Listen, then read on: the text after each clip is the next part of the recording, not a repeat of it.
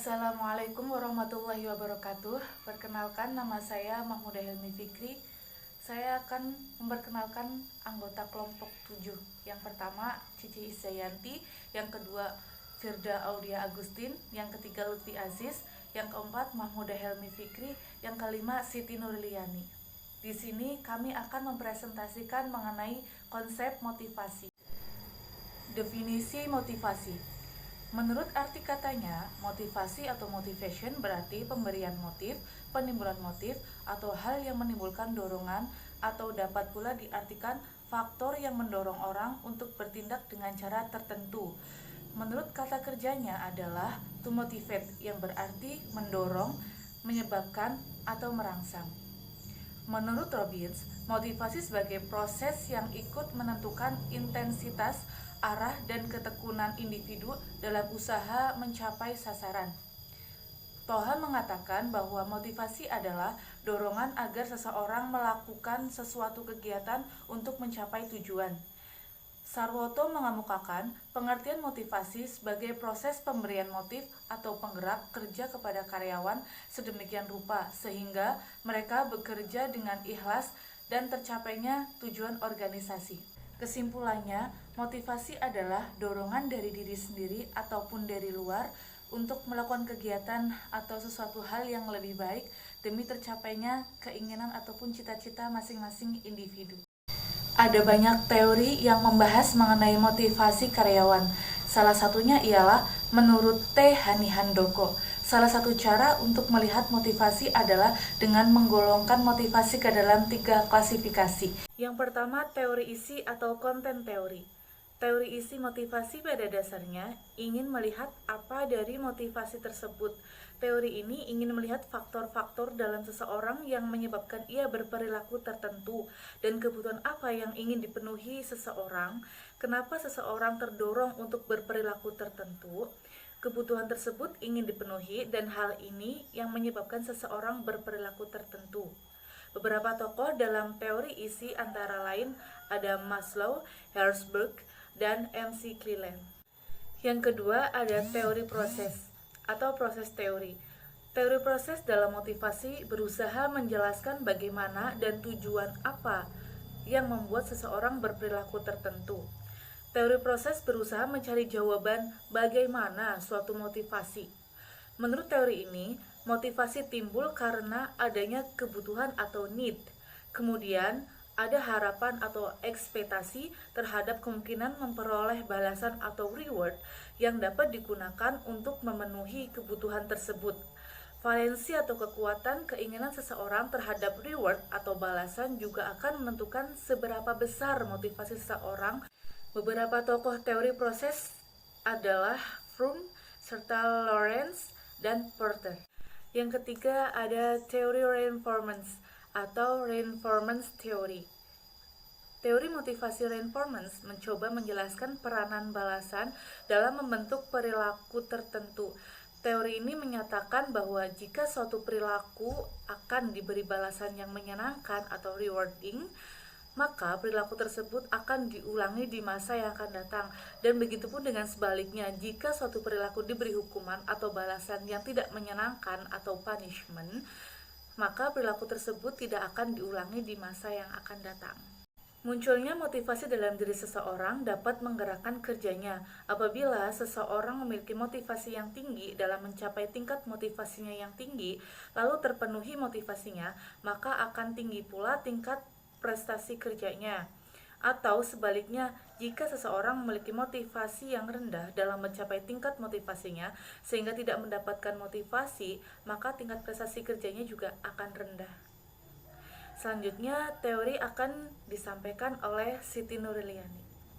Assalamualaikum warahmatullahi wabarakatuh. Perkenalkan, saya Siti Nurliani yang akan melanjutkan menerangkan tentang teori motivasi. Berkaitan dengan kerja keras seseorang, ada yang dikenal dengan teori harapan kerja atau motivasi. Terdapat beberapa teori yang telah memberikan sumbangan yang berarti tentang apa yang diketahui tentang motivasi, seperti teori tingkat kebutuhan Maslow. Gambar di atas menggambarkan tingkat kebutuhan yang dimiliki manusia, yakni pertama kebutuhan fisik atau psychological needs, yaitu kebutuhan ini berkaitan dengan kebutuhan yang harus dipenuhi untuk dapat mempertahankan diri sebagai makhluk fisik, seperti kebutuhan untuk makanan, minuman, pakaian, dan lain-lain. Yang kedua ialah kebutuhan rasa aman atau safety needs. Kebutuhan ini berkaitan dengan kebutuhan rasa aman dari ancaman-ancaman dari luar yang mungkin terjadi, seperti keamanan dari ancaman orang lain, ancaman bahwa suatu saat tidak dapat bekerja karena faktor usia, atau pemutusan hubungan kerja, dan faktor lainnya. Nah, yang ketiga ialah kebutuhan sosial atau social needs, yaitu kebutuhan ini ditandai dengan keinginan seseorang menjadi bagian atau anggota dari kelompok tertentu, keinginan untuk menjalin hubungan dengan orang lain, dan keinginan membantu orang lain. Yang keempat ialah kebutuhan pengakuan atau esteem needs, yaitu kebutuhan yang berkaitan tidak hanya menjadi bagian dari orang lain atau masyarakat, tetapi lebih jauh dari itu, yaitu diakui, dihormati, dihargai orang lain karena kemampuannya atau kekuatannya. Kebutuhan ini ditandai dengan penciptaan simbol-simbol, yang dengan simbol itu kehidupannya dirasa lebih berharga.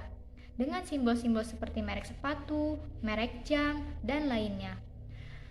Yang kelima ialah kebutuhan aktualisasi diri atau self-actualization needs, yaitu kebutuhan yang berhubungan dengan aktualisasi atau penyaluran diri dalam arti kemampuan atau minat atau potensi diri dalam bentuk nyata dalam kehidupannya, merupakan kebutuhan tingkat tertinggi dari teori Maslow, seperti ikut seminar, lokakarya, yang sebenarnya keikutsertaannya itu bukan didorong oleh ingin dapat pekerjaan, tetapi sesuatu yang berasal dari dorongan ingin memperlihatkan bahwa ia ingin mengembangkan kapasitas prestasi yang optimal. Nah, ialah teori awal tentang motivasi yang dikemukakan oleh Herzberg. Herzberg menyatakan bahwa motivasi secara kualitatif berbeda dengan ketidakpuasan kerja.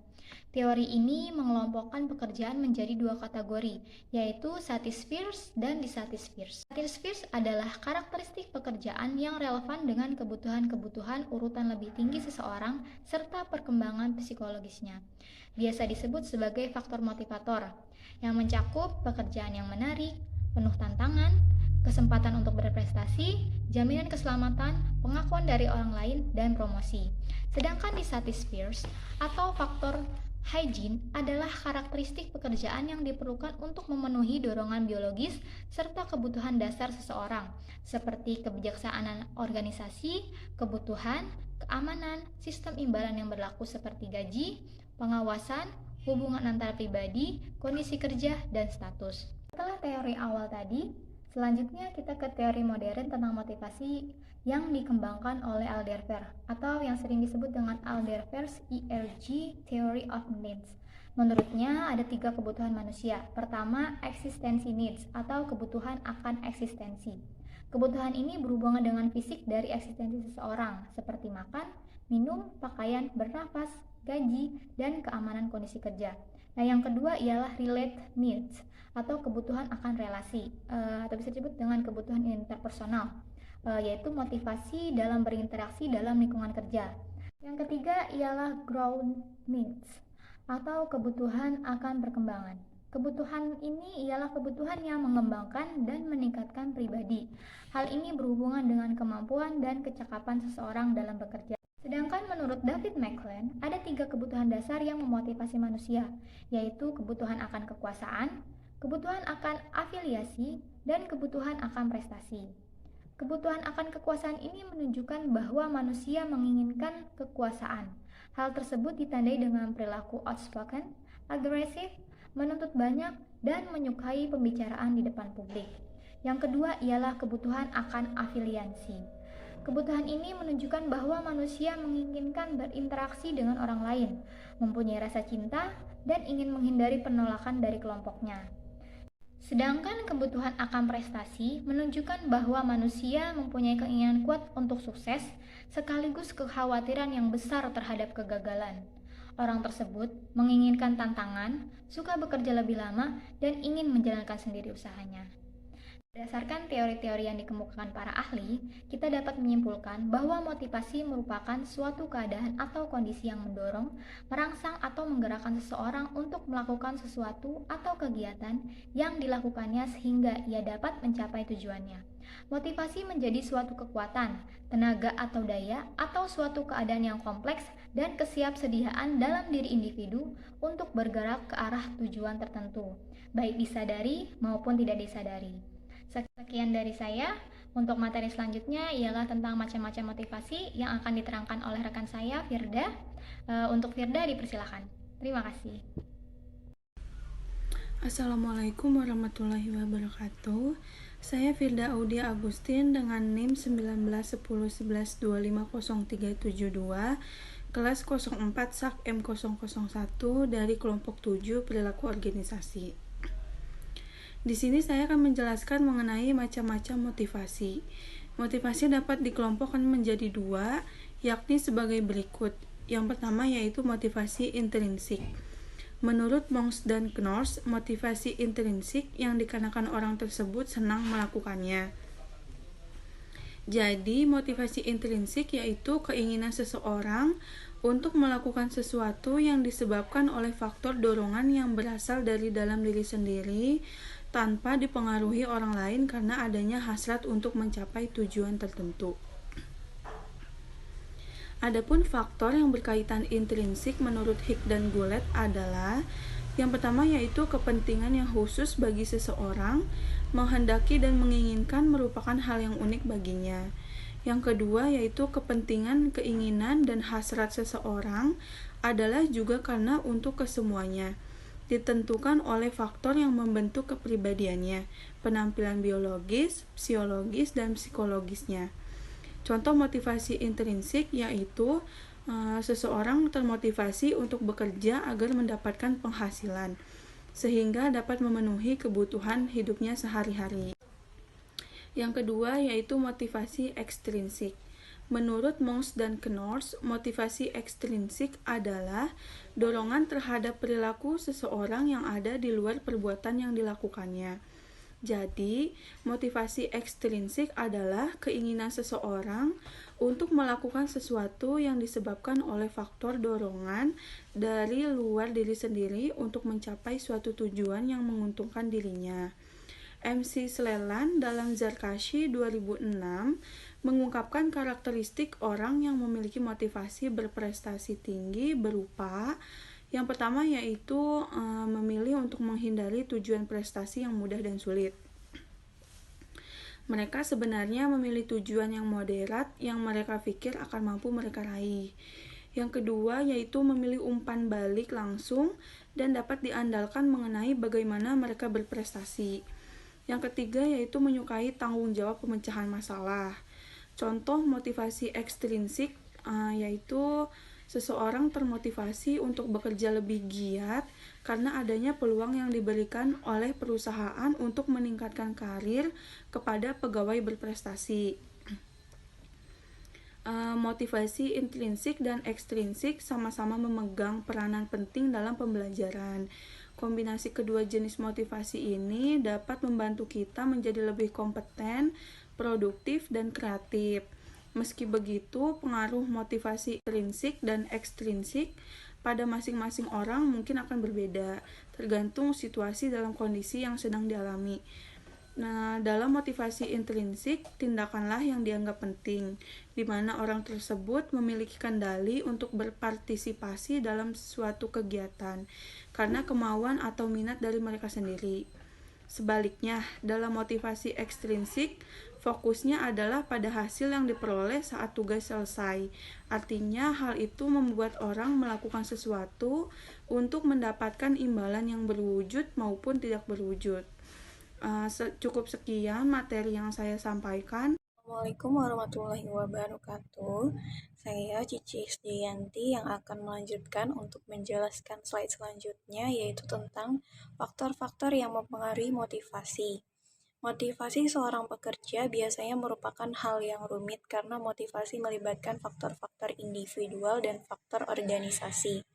Faktor individual yaitu terdiri dari kebutuhan-kebutuhan atau needs, Contohnya itu seperti termotivasi membeli tempat tinggal yang lebih mewah atau termotivasi untuk melanjutkan pendidikan yang lebih tinggi.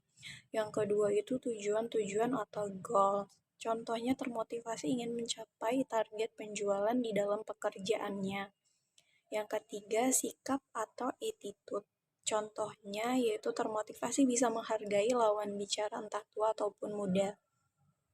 Yang keempat, yaitu kemampuan-kemampuan atau abilities, yaitu termotivasi untuk bisa berkomunikasi dalam bahasa Inggris.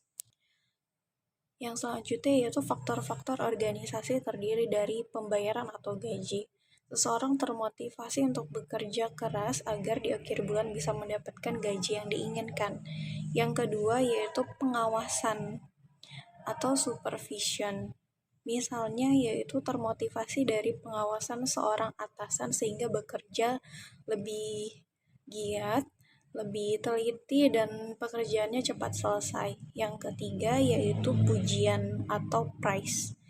Pujian ini contohnya misalnya seseorang ingin mendapatkan pujian, maka seseorang tersebut harus bekerja keras agar bisa mendapatkan prestasi. Yang keempat yaitu pekerjaan itu sendiri. Termotivasi dari pekerjaan itu sendiri yaitu lebih teliti lagi, lebih giat lagi. Menurut Stoner dan Freeman, ada 3 faktor yang mempengaruhi motivasi dalam organisasi, yaitu yang pertama karakteristik individu, yaitu minat, sikap, dan kebutuhan yang dibawa seseorang dalam situasi kerja. Yang kedua, karakteristik pekerjaan, yaitu sifat dari tugas karyawan yang meliputi jumlah tanggung jawab, macam tugas, dan tingkat kepuasan yang karyawan peroleh dari karakteristik pekerjaan itu sendiri. Yang ketiga, karakteristik situasi kerja, yaitu faktor-faktor dalam lingkungan kerja dan tindakan organisasi. Unsur-unsur yang dapat menggerakkan motivasi sebagai berikut. Yang pertama, prestasi, yaitu seseorang yang memiliki keinginan berprestasi sebagai suatu kebutuhan dapat mendorongnya untuk mencapai sasaran. Yang kedua, penghargaan, yaitu penghargaan atas pengakuan atas suatu prestasi yang telah dicapai oleh seseorang akan menjadi motivator yang kuat. Yang ketiga, tantangan, yaitu tantangan yang dihadapi merupakan motivasi bagi manusia untuk mengatasi. Yang keempat, tanggung jawab, yaitu adanya rasa memiliki akan timbul motivasi untuk turut merasa bertanggung jawab. Yang kelima, pengembangan, yaitu kemampuan seseorang baik dari pengalaman kerja atau kesempatan untuk maju dapat menjadi motivator yang kuat bagi karyawan untuk bekerja lebih giat lagi. Yang keenam yaitu keterlibatan, yaitu rasa ikut terlibat dalam suatu proses dapat meningkatkan motivasi karyawan. Yang ketujuh, kesempatan, yaitu kesempatan untuk maju dalam bentuk jenjang karir yang terbuka merupakan motivasi yang kuat bagi karyawan. Menurut Terry, faktor-faktor penting yang mempengaruhi motivasi, yang pertama kebutuhan pribadi, yang kedua tujuan dan persepsi orang atau kelompok yang bersangkutan, ketiga bagaimana cara mencapai tujuan-tujuan yang telah ditetapkan agar dapat direalisasikan. Berdasarkan pendapat Terry tersebut dapat dikatakan bahwa yang pertama, terpenuhi atau tidaknya kebutuhan-kebutuhan pribadi pegawai akan mempengaruhi motivasi pegawai tersebut dalam bekerja. Semakin besar kebutuhan-kebutuhan pribadi terpenuhi, maka semakin tinggi motivasi pegawai dalam melaksanakan pekerjaannya. Yang kedua, tujuan seseorang dan tujuan organisasi yang dipahami oleh anggota organisasi akan mempengaruhi tingkat tinggi rendahnya motivasi agar organisasi dalam melaksanakan tugasnya. Yang ketiga, cara pimpinan memotivasi bawahannya akan berpengaruh terhadap tinggi rendahnya motivasi karyawan dalam bekerja. Jika pimpinan mengetahui kebutuhan pegawainya dan memotivasi dengan cara yang tepat dan dalam waktu yang tepat, maka akan mendorong semakin tinggi motivasi pegawai dalam bekerja. Slide selanjutnya untuk kesimpulan akan disimpulkan oleh Lutfi. Terima kasih. Bismillahirrahmanirrahim. Perkenalkan, nama saya Lutfi Aziz. saya ingin menyimpulkan materi yang telah teman saya sampaikan. Kesimpulannya adalah motivasi atau motivation berarti pemberian motif, penimbunan motif atau hal yang menimbulkan dorongan, atau dapat pula diartikan faktor yang mendorong orang untuk bertindak dengan cara tertentu. Dengan motivasi, potensi-potensi yang ada dalam diri seseorang mampu diaktualisasikan. Yang menjadi pertanyaan adalah bagaimana konsistensi seseorang dalam mewujudkan motivasi menjadi kenyataan. Motivasi juga berkaitan dengan tingkat usaha yang dilakukan oleh seorang dalam mengejar suatu tujuan, dan motivasi juga berkaitan erat dengan kepuasan dan performasi pekerjaan. Teori ini ingin melihat faktor-faktor dalam seseorang yang menyebabkan ia berperilaku tertentu dan kebutuhan apa yang ingin dipenuhi seseorang.